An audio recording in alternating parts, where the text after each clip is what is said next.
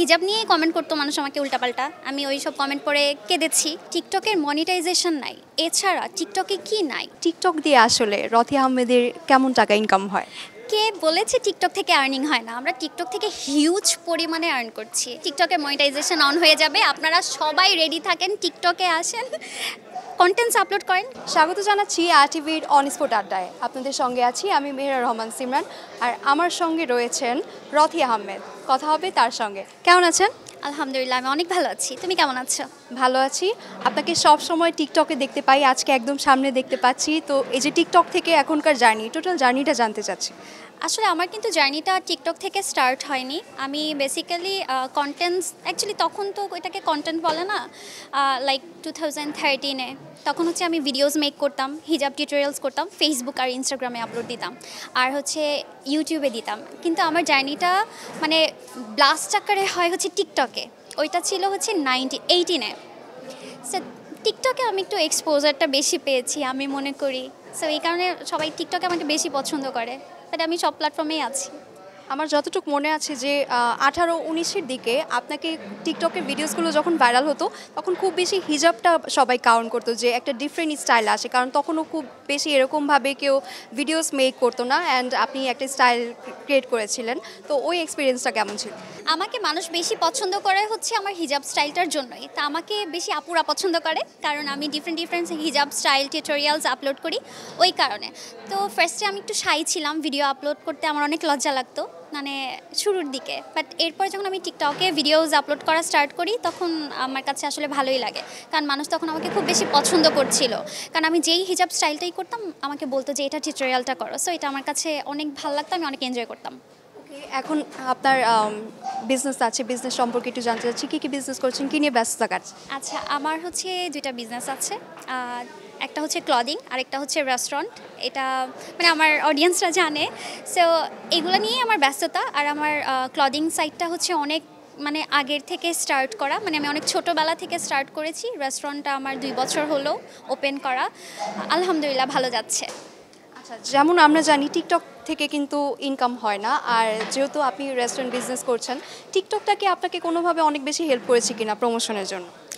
আমি বলবো কি, টিকটকের মনিটাইজেশন নাই, এছাড়া টিকটকে কি নাই? টিকটকে আপনি যে অডিয়েন্সটা পাবেন, এটা আপনি অন্য কোনো প্ল্যাটফর্মে পাবেন না।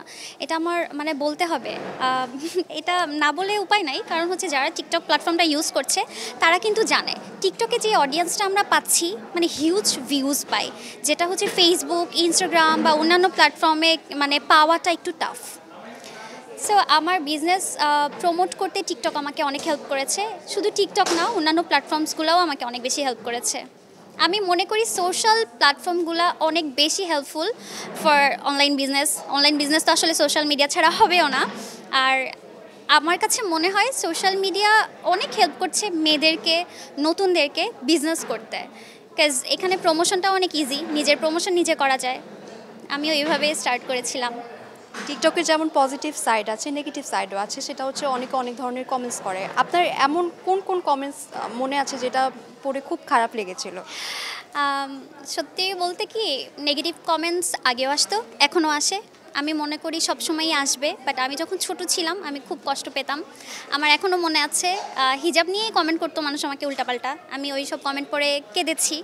বাট এখন আমি নিজেকে এমনভাবে গড়ে নিয়েছি, মানে আমি এমনভাবে একটা জায়গায় নিয়ে গেছি যে না, মানুষ যাই বলুক আবার কষ্ট পাওয়া যাবে না, বিকজ মানুষের কাজই বলা, তারা বলবেই। টিকটক থেকে যেহেতু সরাসরি আর্নিং হয় না, বাট টিকটক দিয়ে আসলে রথি আহমেদের কেমন টাকা ইনকাম হয়? কে বলেছে টিকটক থেকে আর্নিং হয় না? আমরা টিকটক থেকে হিউজ পরিমাণে আর্ন করছি, যেটা অন্যান্য প্ল্যাটফর্ম থেকে আমরা পাচ্ছি না। আমাদের কাছে ব্র্যান্ডসরা আসে, আমরা যত ভিডিওসগুলো টিকটকে আপলোড করি। সো আমার কাছে মনে হয় যে টিকটক থেকে যে মানে আমরা ইনকাম করছি না, ব্যাপারটা এরকম না। আমরা ইনকাম করছি, বাট ব্র্যান্ডসের থ্রু। বাট আমরা এটাও আশা করছি কিছুদিনের মধ্যে টিকটকে মনিটাইজেশন অন হয়ে যাবে, আপনারা সবাই রেডি থাকেন, টিকটকে আসেন, কন্টেন্টস আপলোড করেন, বিকজ সব প্ল্যাটফর্মে যেমন মনিটাইজেশন আছে, টিকটকেও আসবে ভেরি সুন। তাহলে টিকটক থেকে মান্থলি ইনকাম কত হচ্ছে? টিকটক থেকে মান্থলি ইনকাম অনেক হচ্ছে। আর টিকটক ইউজ করে করে কি কি কিনেছেন? আইফোন বা কোনো কি কি একটা ভালো জিনিস কিনেছেন, এমন একটা কিছু নাম? টিকটক ইউজ করে কিনেছি ব্যাপারটা এরকম না, বাট অনেক ব্র্যান্ডসদের সাথে কাজ করেছি, কাজ করে আমার যে আর্নিং এসছে এগুলা দিয়ে আমি অনেক কিছু কিনেছি, ঘুরেছি। ছিল ছিল যে কিনবো, বাট এরকম এরকম নাই অ্যাকচুয়ালি, কারণ আমার বিজনেসটা টিকটকের অনেক আগের থেকেই ছিল। আমি ছোটোবেলা থেকে বিজনেস করি, আমি বলেছি। সো আমি আর্নিং অনেক আগের থেকে করি। সো টিকটক থেকে আমার আর্নিং বা অন্যান্য প্ল্যাটফর্ম থেকে বা কোলাবোরেশন করে আর্নিংটা আমার কাছে খুব বেশি মানে ম্যাটার করে নাই, যেহেতু আমার আগের থেকে আর্নিং ছিল।